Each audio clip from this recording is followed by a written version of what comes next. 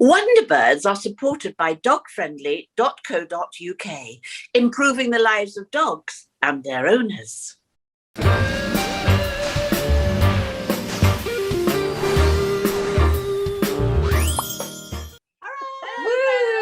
Hello, Friday, darling. Happy Friday.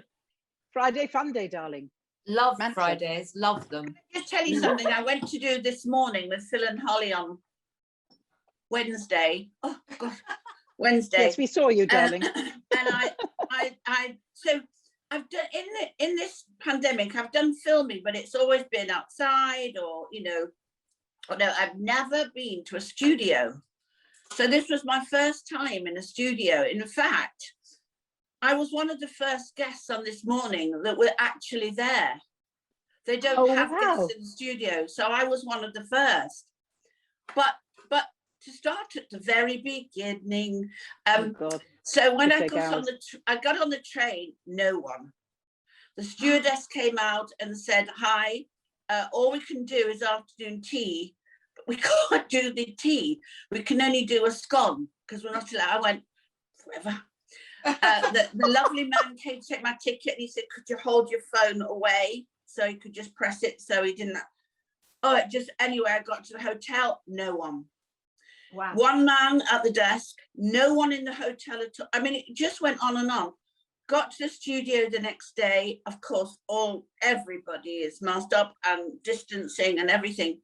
It was the strangest feeling. And I kind of got over it because I kind of, I thought, well, this is okay. I've got to cope. And I don't mean that in a pathetic way, but I just mean that when you've Euston Station, there was nothing there. The shops are closed. The restaurants have gone. Yeah. It's just strange.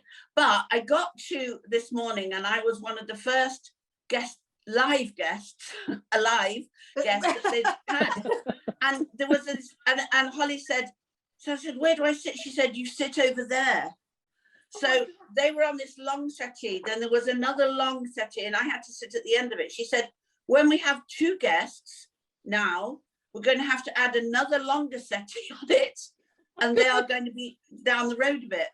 And I thought, oh, this has to stop because anyway, I have to say, Holly and Phil were fabulous and I had the funniest time and we laughed a lot. Talking about our live show was the most wonderful thing. 28th of June, NIMAX Theatre, the Duchess Theatre. Brilliant. June, yes, go to NIMAX website. I will just tell you quickly as well. So I got a glass of wine and some food and took it up to my room, and because you're not allowed to eat in the hotel, and got in the bath, dropped the wine in the bath, dropped the quiche in the bath, and I had a chocolate eclair, and I thought, sod this, and threw the chocolate eclair in as well. So I'm covered in food and wine, and I just became totally hysterical. What anybody in the hotel, if there was anybody, thought I was doing, I don't know, but I was giggling, I was splashing, I sounded as though I'd got somebody in there with me, and it broke the ice, and I just thought, it's all right now. Brilliant. And that's what you need. But listen, I have to stop you there, darling, because I'm a little bit concerned. I don't know if anyone else is. Debbie, darling, we need to talk about your arse. My arse. Well, my arse is in a nice street, actually. I live in a nice street in my house. Oh, my arse. Your arse. The arse behind your shoulder. Your bum. Please. Wow, what is it? It's a candle. Ooh, candle. But she says that. Candle. Let me get my glasses on. Let me get my glasses on, dear. What am I looking? Oh, dear God. You know what? There's something very wrong about that, Debbie. I can't think what it is. Very arsey about it. It's beautiful, isn't it? And I can't remember who. I mean, my daughter gave it to me for Christmas, but I couldn't possibly light it. Can you imagine if some bits go down more than the other? But anyway, we have a bottom like that. Put your arse down, please, darling. Now. Can we move on? Put your arse down. Put your arse down. Mate. Let me apologise to everyone watching. I know it's a brutal moment. Yeah, but I just wanted to say that Sherry was absolutely brilliant, and it was so lovely, darling. But the thing is, I did text you afterwards to say you have legs. Yes. Yeah. Sometimes in life. Because I have seen you for so long, I'd forgotten what you look like from the boobs. Well, We it's haven't the seen only each other. they're the only bit of me left that's not sort of dragging along the floor and going. Bleh, bleh, bleh, bleh. You were so funny, so Oh. funny. My Brilliant. body, and no mirrors ever again. Ever, No mirrors. ever. But more darling- importantly, let me Yes. bring our fabulous guest in. So, we all know this lady. She has been on our screens for a long time, and she's brought such joy to everybody's life. Please welcome the fabulous Rustie Lee. There she is! Hi, Rusty. Hello. Beautiful. Welcome to our nest. How are Hi, you? I'm very well indeed, thank you. Who are the ladies? So, well, Sherry, as you know, Harriet. Debbie, and Dee. Lovely to meet you all. Lovely So to meet Rusty, you. We all great know to meet you, you. don't we? We know you. You so have she's you for have us. been on television for a long time, and you are the joy of joy. I mean, TVAM, of course, which is probably the 80s, isn't it? It is indeed, yes. It is. And you were just wonderful. You brought such fun and still do to everybody's lives. What was it? Tell Oh. us about then. Was television for you different then? Well, it all started, my sister and I, bless her heart, she's no longer with us. My sister and I started off, we came to England, for instance, with my mom, no, not with my auntie, on an Italian ship. I was a little girl, nearly 5-year-old, and came over I was granny reared up till then, came over from Jamaica with an auntie on an Italian ship, was an amazing experience. Yeah. Because I think we were the only children on it, my sister and I, and everybody spoilt us. So it was fantastic. And of course, getting to England, having been used to seeing sunshine and different colours, Oh, you know, coming in, I think it must have been Liverpool, because I remember the bricks on the road. And so I haven't seen something like that before. So there was bricks on the road. So the road was brick. And my parents, I didn't know who they were. I was looking at these people that looked like giants. And in my patois, because I wasn't speaking posh like what I do now, I looked up at them and I said, this is, me no know none of you, you know, which means I don't know any of you, you know. That was my first thing to them, because I didn't know them. They would make crying and all, you know, all that. And it was a very awesome sort of experience in that way. And then, of course, must have been cold, because my mum had put these little coats on us with velvet collars. I remember that so distinctly. Little velvet collared coats. So that was my first experience. And then, of course, going to infant school and junior school and Hansel Girls' School. I went to an all-girls school, and for a technical college, and then didn't do very well at the technical college. I went there, you know, it was years of when everybody wanted to be secretaries. yeah. And I thought, yeah, I want to be a secretary. So off I went after I left school, straight from school to this technical college, straight into this computer course. Well, this teacher sat me on a blank typewriter. I've never seen a blooming typewriter in my life, really, let alone sit on a blank one. And she was, do you not remember the barmaid in Coronation Street? All those, Mrs., you know, she was all proper like this. Annie yes. Walker. Annie Walker. Correct, Miss Annie Walker. She reminded me, the teacher reminded me like of her. And she was, I think she was prejudiced as well on top of it. So I had everything going against me. Oh. So she sat me and this other girl at the back of the room, and she sat us at the back and put me on this blank typewriter, and all her little pets were there because they'd come from high school and that, and the music was going on where you have to type ticka ticka ticka ticka tick, ping tick. Writing gobbledygook. So me and this girl now, she got rid of us. So that was my experience of that. My lashes are coming up, by the way.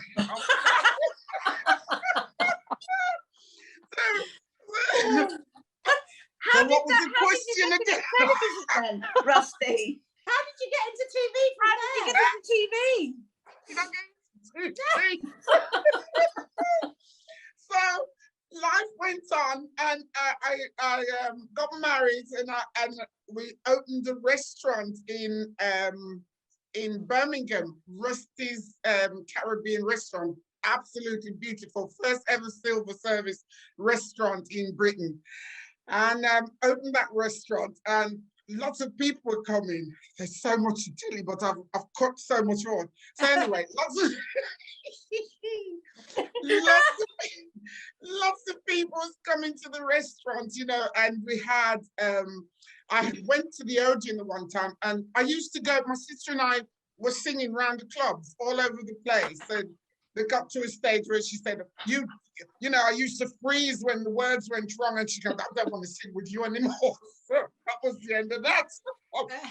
I was on my own. Anyway, so the restaurant, I had the restaurant, and so many different people used to come in.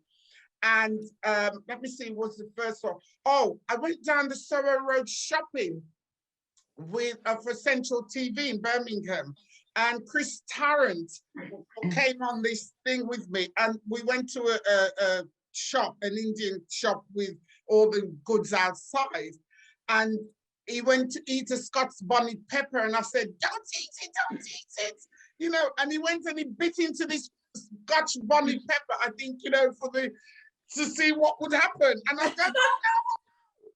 And of course, that went out on Central, and people liked it, you see. Bearing in mind, I've gone to college, and I've trained master baker. Oh.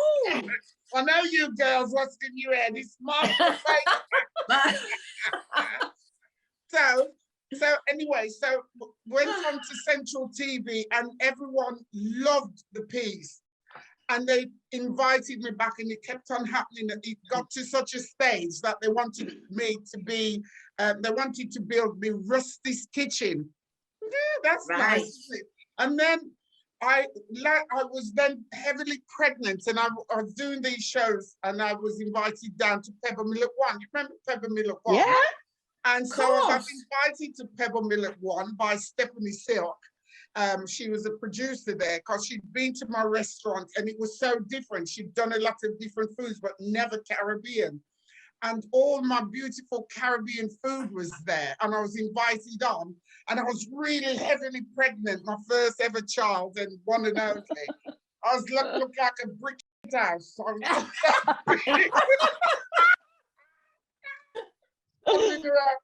Anyway,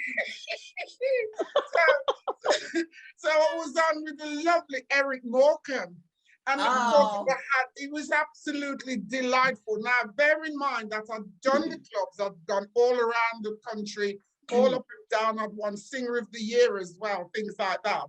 Wow. Yes, and so you know, I class myself firstly as a singer entertainer, really. Yes. And then, of course, so when I was on with the lovely Eric Morecambe, he played me up all the way through the segment, just played me up completely. He didn't stop playing me up. And it took, because I had boiled green bananas at him, he was going, I love you, Rustie, I love you, Rustie. And he played me up, you know, like this.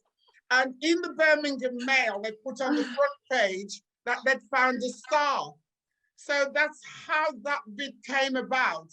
And then he sent me a lovely message. I'm sorry I played you up, Rustie. You know, I didn't realize it was your first time on TV. But the beauty was, because I'd always done the clubs, and, you know, normally when you go on stage, it's the female singer, then the. So it's normally that way, and the comedians. So, you know, especially going all over the country and singing and going all up the country and people wanting to play spoons and all sorts of things. See, to think, well, we've worked with everybody we have and come up with spoons back here.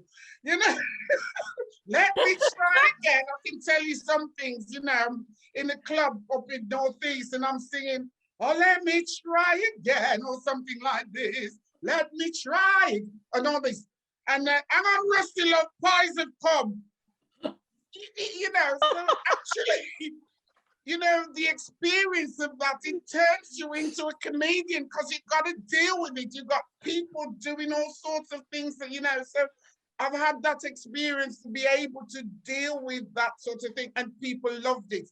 So with that then, TVAM was just starting, Yeah. and there was some people turned up and said, Rustie, we'd like to have you on this new breakfast show that's coming on called TVAM. We're going to make you famous. I said, what? Like domestos bleach? Please? I don't think they got it. Anyway, so that's how I happened to go on to TVAM from the very beginning of TVAM, sleeping in the dressing room, getting all your products ready and going down and sleeping in the dressing room, and I could write a book. Oh. So that's how my TVAM day started. So TVAM, I was on there for, gosh, 8 years Wow. without a contract, mind you. Didn't have a contract. I was, you know, What? every day. No, I never had a contract at TVAM. 8 years. Wow. I was Really? probably the only one without one. Anyway, Yeah. you know, it's just the business, isn't it? How people treat you. I Yeah. would, you know, I can cope with it because I've grown up here in England. There's nowhere else, you know, infants, juniors, and so on. So it's just that thing. Anyway, you know, cream rises or something. You have to rise above all these things. Yes. So what happened was someone came along at TVM watching me. I used to get the posts I used to have from people. You know, the post bags of Yes. letters. Yes. Millions of letters. Millions of letters. I had like 6, 7, 8, 9 bags of postbag letters from people that were sending me letters. You know, obviously you can't write back to all these people, which was absolutely phenomenal. It was just amazing. So I think, you know, with that, people saw because I just love, there isn't a day that I don't laugh. I enjoy life. I love people. So with that, what happened was someone came and they said, we'd like to put you in Game for a Laugh, which you mentioned. And when I said, but you can't tell anybody about it, which is, you've got to hide. So they took me and my then husband away to Eastbourne somewhere and hid us away in a hotel. Why? Because it was all, who's going to be the new face sort of thing. This was all the excitement, and they didn't want it let out until they had the big press together and to reveal who was the new face. Wow. Wow. And did you enjoy working with Beadle? Oh gosh, we just got on so well. Oh. We really got on well. Absolutely lovely, lovely man, and Sue, his lovely wife. And Jeremy was a prankster, and he, you know, he had dinner parties, and he would sit you with someone who he knew was going to really get, you know, some conversation going. So he sat me beside this chap from South Africa, his manager, and it was because I was in the mindset that you shouldn't have servants and all this sort of thing. And this is where the conversation went. He put me beside this guy, you know, and was like, you like this, which he loves that sort of mixing it up, sort of throwing it in and then sit back and laugh, you know, and it was lovely. And the one time I went to his house, you know, and I looked at, because his house is amazing with all the library in there. I don't know if you knew, he kept a library, and he had the today's the day, what happened in 1925 at this time last year, you know, that sort of thing. And he also had in there a whole section on me. So we would probably have a section on all of you, you know. Wow. Wow. Anyway, the one day I went there and I looked at Sue and went, Sue, are you pregnant? She said, Rusty, my God, how did you know that? I said, I just looked at him. It was as if there was a little baby waving at me. That's what I felt. She said, I only told Jeremy yesterday. Oh, Wow. And I looked at her, I said, Sue, are you pregnant? She was. Are you psychic, Yeah. Rusty? Are you psychic? I'm something. Yeah, something. Oh, your recipes for Caribbean food are second to none. They're amazing. And you've written loads of cookbooks, haven't you, for Caribbean food? Well, I do lots of different, well, actually, I've only ever done 2 main books because I think everything's in there and you can add and pull and so on.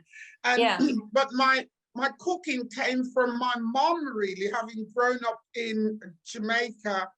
Yeah. I used to watch her cooking, so I enjoyed the flavors and the smells. And the last cookbook I did, I went to Jamaica to do it. I went over to Jamaica and filmed doing the thing, and it was just amazing. The colors, the smells, and being able to do the food.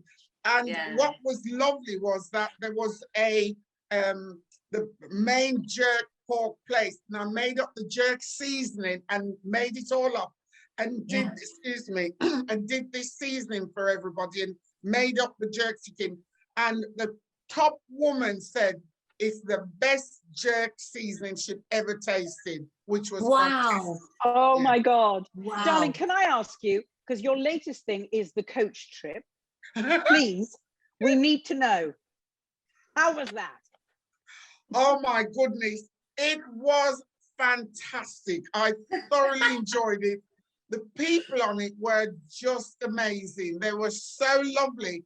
It was hard work because you have to, you know, you're on the coach, and you become friends with everybody. And the one thing that happened towards the end, because we all became friends so much, my partner and I, she'd never heard of me, and she was of the mind that she was the star sort of thing. So she was a bit disrespectful in a way. And the others, you know, they said, Rusty, if it wasn't for you, would have voted her out. So there was those sort of tensions as well. But basically, when she got her act together, we all got on really, really well. Especially, we were protecting each other and forgetting that they could hear you and test you. And we'd made this big plan of who was going to go out next. So we've got something to do, we've got a gig to do. So if you know, make comments to put her out, and we were there planning and planning. Anyway, we did this plan, forgetting that they're listening to us. And I'm getting ready for these to go. And they ejected them off the coach because they said, you're not allowed to do that. They were ringing London to see what to do, they said. We were sitting there thinking, what's going on? But they were checking up because this situation had never happened before. Oh no! Because we should not have been planning who to go. You know, the voting situation to vote off, it was hilarious. And we landed up coming up together, it was funny. But I was ready to go by then, to be honest. You know, you get to a stage where you think, oh, enough already. And I was ready to go. But it was a great experience, really lovely. Rusty, will you teach me how to cook? Absolutely, no problem. Rusty, I have to intervene. We have to have an intervention here. The story of Debbie's cooking. Oh. She cooks. She can't cook, Rusty. She can't cook. No. She hates cooking. And then she made a meal for another well-known chef, and she went to Marks and Spencer's and got ready-made. Just saying. And burnt it. Yes, And burned, I did and that burned for it. Aldo's silly when Aldo came to my house and I was supposed to cook for him and I just got him a ready meal and I burnt it. So there you go. Who came? Aldo. Aldo Oh, silly. And you You have- burnt it. Yeah, so you know? have to Did be he find prepared. out? Yeah. Yes. Oh, I So don't So know. that's why- Rusty, what you could do is come on and do a Caribbean meal for us. Yes. Cook it Oh, we'd love Yes. that. Please. in I your was just about to kitchen. say, It would be fantastic. my pleasure. Yes. It would That be- would be you, great, Rusty. wouldn't it? the Thank only, you. Please. the only hard part about it that you don't get to eat it. That's the I hard thing. I Darling, know. we can accept food parcels. It's not a problem. We do accept them. No, I did We that. have actually, done. Actually, Rusty, that's not the case. What happened recently I don't know if you girls were involved in this. I can't remember Oh. my life without you. But somebody asked me to a virtual dinner party and she made the food and she sent it by DHL and it got to me the next day. It was all packaged up No. and we That- all that ate it was- on Zoom. Yes, So- Don Wow. Curry. We are going That- to challenge you, Rusty. We will pay for it to get to all of us. Okay. If you make it, if you Okay. make it and package it up and send it to us, and then we can eat it with you, and you can tell us what With you've got. you. That sounds a good Done. idea. Yes. That's Sounds done. like a good idea. My pleasure. Yes. Continue the good work. Thank And you, thank darling. you. Bye, See you darling. soon. Bye. Bye-bye. Bye. Bye-bye, Bye. everybody. Bye. Oh my God. She is How amazing. was that has I made love her me to pieces. energized, happy. She's amazing. And she's just amazing, isn't she? I just want to cuddle her. Isn't she? So Monday, girls, we've got the lovely partner in crime from AdFab, Helen Lederer, coming in to the show. And Sally Hughes from the Millet Sunning. But I won't be here because I'm Yeah. leaving you. Well, for a week. anyway. Yes, you're going. well, we all need a break. And that's the bottom line, isn't it, Debbie? Yeah. Just before we go, can I remind everyone, it is the walk tomorrow, the virtual moonwalk, around wherever you live, 6 miles up to 50 blah miles, I don't know, hundreds. You can join up still. And I will be in a bra. You'll have to wait and God. see. And the subject matter, is out of this world. And let me tell you, it may well be. Walkthewalk.org It will if you be. want to donate. Oh, wait. Bye. Bye. Bye.